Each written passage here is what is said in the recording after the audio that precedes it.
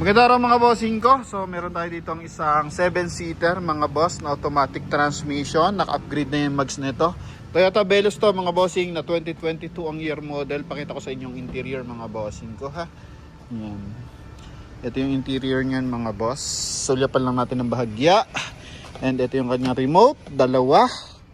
Okay. Sa naghahanap dyan ng 7-seater mga bossing. Sariwa. Bagong dating lang to mga boss. Hindi pa ito na-detail mga bossing ko.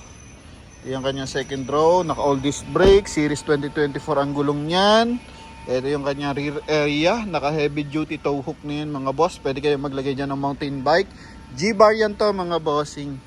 Tapos ang color na ito is Polish Silver Mica Metallic mga bossing. Ha? Pinaka limited na kulay pagdating sa Toyota Veloz. Tapos naka 3M na tint na to. Yan. Price natin dito mga bossing, no nakaraan nakabenta tayo na ito is 850. Pero ito mas bababa ng bahagya mga bossing. 830,000 lang to mga boss. Kasama na dyan yung transfer of ownership. Kaya kung interesado ka dito mga bossing, ipakita natin kung ano meron dito. Ano? Yan. So pagdating dito sa front area, naka LED ang mga ilaw niyan, naka modern front grille mga boss. So ang difference lang naman mga bossing ng G-variant, B-variant, tsaka E-variant. So ang E-variant siya yung base model. Then, wala pa siyang cladding mga boss pag E-variant. So pag G-variant naman, tsaka B-variant, ang difference lang niya is yung design ng mags, tsaka yung 360 camera. So yung ganito, walang 360 camera mga bossing ko, ha? Yan. Pero ito, may reverse parking camera mga boss. Okay, pero para sila ng engine displacement, 1.5 liters na automatic transmission mga boss. Coding natin is Wednesday. Pagdating dito sa front area mga bossing, ang matatanging concern ko lang, totally hindi naman to kita talaga mga boss no? Yan, ito mga bossing ko. Yung mga minor scratches. Okay, kung dito tutukan ng camera, hindi siya masyadong makikita mga bossing. So, since second hand to, hindi tayo nagde-declared na good as brand new, ganun mga bossing ko. So, wala namang ganun mga boss. Okay, so be transparent lang tayo sa pagbebenta ng ating mga unit. Kaya pinapapakita ko yung mga minor scratches na yan mga boss. Okay, pagdating sa hood, wala naman mga bossing. Lahat naman ng mga manchang yan, matatanggal yan was na binapping. Or kung tawagin natin, madadaan sa bapping yan mga boss. Tapos pagdating sa windshield, original naman yan mga boss. Yan. Ang ganda dito, may dashcam ng kasama. Tapos yung sa side natin mga bossing, naka R17 yan. Wala rin basag yung ating fog light tsaka yung ating headlight mga bossing. Okay, may chrome line sa kanyang window panel. Tapos ito yung modern front grille na kadalasan makikita mo sa mga bagong unit mga boss. Kakaiba na yung disenyo. Ito yung kanyang side mga bossing. So yung kanyang lower part ng bumper connected sa kanyang wheel arch tapos sa kanyang running board. Okay, so pag E-variant, wala po siyang ganyan mga boss. Ito naman, upgraded na yung mags. Naka-series 2024 ang gulong na ito. Pansin nyo, mahimulmol pa. So 90% red light pa ito mga boss. Okay? Yan. So, may signal light sa kanyang side mirror. Ito, pailawin natin. Para mas kanya-anyaya. Mamaya natin discuss yun nasa interior niyan mga boss. Ha? Ito. Okay, tanggalan natin ng 0.5. Yan mga bossing. Tapos, meron siyang chrome line simula dito sa kanyang front area, sa sidings, connected sa kanyang window panel. Tapos, meron na rin siyang rain visor, tapos roof rail, tapos sharp antenna. Okay, tapos dito naman sa kanyang interior, so punta muna tayo sa ating door panel. Ganda ng combination color. So, even yung B-variant, ganito yung kanyang interior. Tapos meron din siyang ambient light dito.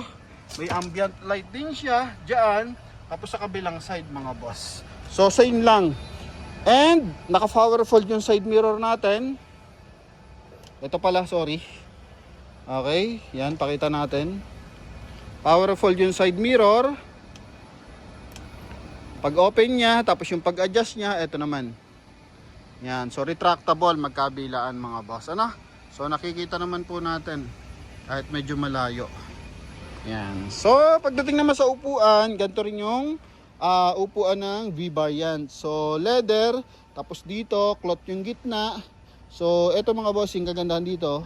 Hindi ka basta-basta magpapawis mga boss. Napakalambot, tapos meron siya mga insulator. Airbag sa side, airbag sa steering, tapos airbag dito sa poste. Okay, tapos yung poste sa likod, meron din. Ito, pakita ko na. Yan mga boss. Yan, tapos dito meron din po siya. Okay. Yan, so tuloy natin dito sa front area. Ito mga bossing, may service record to sa Toyota mga bossing. Toyota Commonwealth natin to nakuha sa bidding. Tapos ito yung kanyang 2D audio system. So may offline navigation, may Bluetooth mga boss. Kagandahan dyan, may kasama na yung dashcam. So hindi na natin ipapatanggal yan. Ito, lipat lang natin yung remote mga boss. Ito yung kanyang cluster. Off natin para hindi mga bossing, hindi maingay. Mileage natin 43,738 km. So sa year 2022 year model, so saktuhan lang naman yung mileage niya mga bossing ko. Yan, tapos ang kagandahan dito, may service record.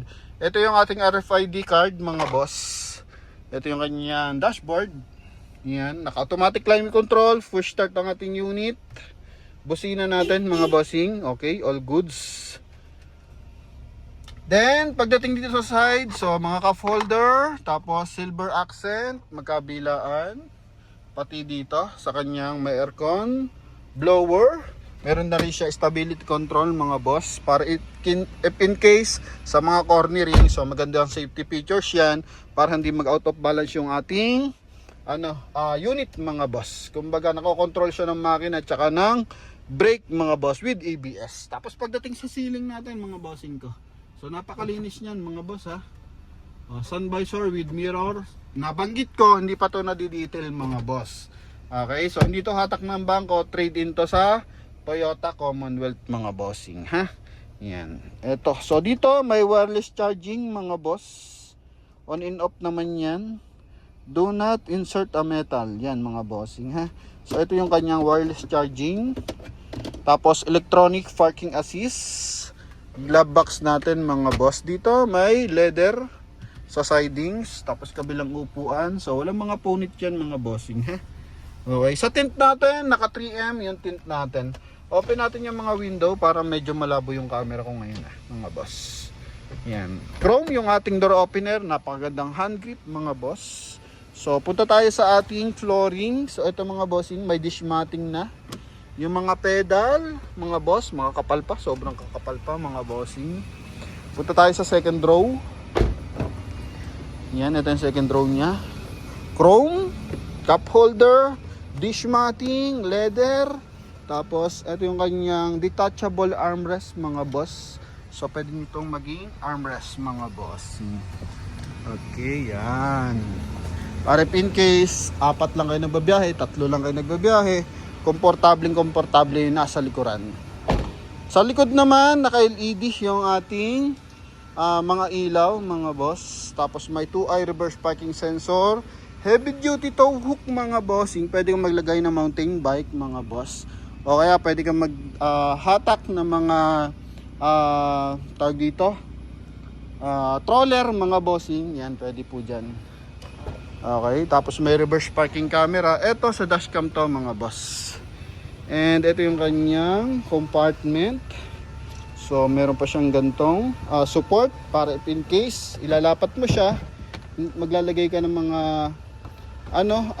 maleta na medyo madumi, mga bossing, or gamit na medyo madumi, may mga karton, ganyan. So safe mga bossing, no? Hindi magmamantsa yung ating upuan or flooring. Yan. Okay, so lahat ng window original, maayos lahat ng panel, walang basag yung mga ilaw, harap at likod. Yan, ha. Pakita lang natin yung mga minor scratches if ever na meron man, para at least yung buyer natin kung sisilip tulad nito, hindi siya masasurprise mga boss. Okay, magpadala kayo ng mekaniko, magpadala kayo ng technician, makikita mo na even sa video nakadeclare yung mga concern ng ating mga unit mga boss. Okay, yan.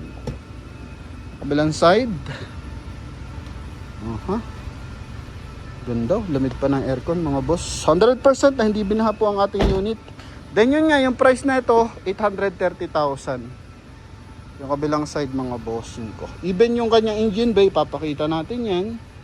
Wala mga punit oh, mga boss. Dito naman is 12 volt socket, USB mga bossing ko. Ganda ng ambient light, no? Armrest. Yan, tapos diyan nakakonect yung kanyang dashcam. Yan, LED na rin yung ilaw niya dito. Okay, so tungo tayo syempre sa engine bay mga bossing, ha? Ito yung mags. Sa likuran mga bossing, pakita natin naka disc brake to. Yan, ha? Sa siding, so wala man masyadong gas-gas, napakaliliit lang mga boss. Mga ganyan lang. Then dito lang mga bossing, yan yung tinuro ko kanina. Okay, pero wala siyang major na damages magkabilaan. Even sa engine bay, pakita natin yung mga panel buo lahat. Ano? Then syempre wala mga tagas to. Pero ito, kahit hindi pa na-detail yung makina, papakita ko na sa inyo mga bossing ko. If ever na interesado kayo, so tumawag po agad kayo, baka maunahan kayo. Ito yung makina, so naka front wheel drive mga bossing. Same sila ng makina ng Avanza mga boss, na naka front wheel drive na. Yan ha, hindi pa nalilinis yun mga bossing. So wala naman mga langib ng langis, mga something na ingay. Yan, mga broken na panel. Ha? Tapos baterya natin, nagpalit din sila, naka Amaron battery na. Ito yung ating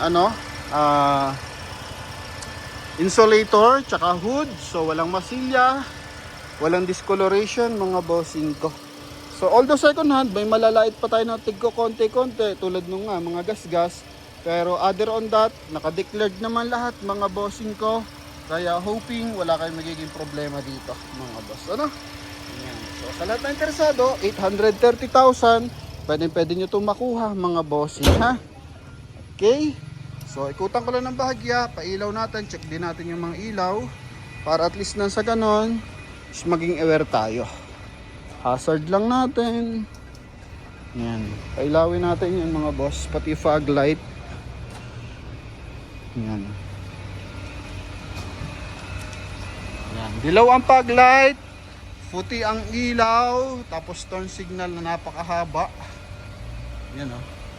Tapos signal light sa kanyang side mirror. Then even sa likuran, pakitan din natin para mas aware. Ganda ng kulay, no? So ang kulay na ito is Polish Silver Mica Metallic. Napakahaba mga bossing. Oh, pero dito mo parang gray, no? So ito yung likuran niya. Mapapansin mo yung kanyang LED sa kanyang backdoor panel. Yan, so maganda sa gabihan mga bossing ko. Okay, so sa kabilang side, ito naman. So check mo kung babagay ito sa garahe mo at saka kung afford ng budget mga bossing. For now, nag-accept na tayo ng financing kasi marami tayong buyer na nagre-request talaga ng financing. Pero sa totoo lang, ayaw ko magpa-finance mga boss. Wala mo na tayong magagawa. So na-explain ko lang sa kanila, pinapaunawa ko lang sa ating mga viewers and buyers kung ano yung possible magiging concern once na hindi tayo makabayad. Kaya yung mga ina-entertain natin about sa financing ay talaga namang tinitiyak natin na may capacity sila magbayad. Hindi porket approve ka, magkakaroon ka na ng tag dito, sasakyan mga bossing. Okay, so yung iba kasi dahil lang approval, pero tayo talaga tinitingnan natin yung capability ng bibili ng sasakyan mga boss. Kasi meron mga nag-a-apply sa atin, mga mabilis na maaprubahan kasi matagal na yung tenure sa company pero mababa sahod. Then may mga nag-a-apply naman sa atin, walang requirements pero malaki yung income. So alin mas pipiliin mo doon, di ba mga bossing? So ino-orient natin yung mga buyer para at least hindi sila mapasama mga bossing. At least matulungan pa natin sila mag-decide about sa kanilang bibiling sasakyan mga bossing ko. So yun lang naman yung gusto natin dito. Hindi naman tayo benta-benta lang mga bossing. Siyempre iniisip din natin, dream car yan So dapat hindi sumakit ang ulo mo kababayad mga boss. Dapat medyo maluwag yung natin, finance natin about dyan mga bossing ko. Alright, so yun lang naman mga boss. Sa lahat ng interesado, tawag lang sa ating contact number na nasa screen. Pag di nyo ako makontak, message kayo sa ating Viber and WhatsApp mga boss. Yun lang, thank you and bye bye. Salamat sa suporta mga bossing ko.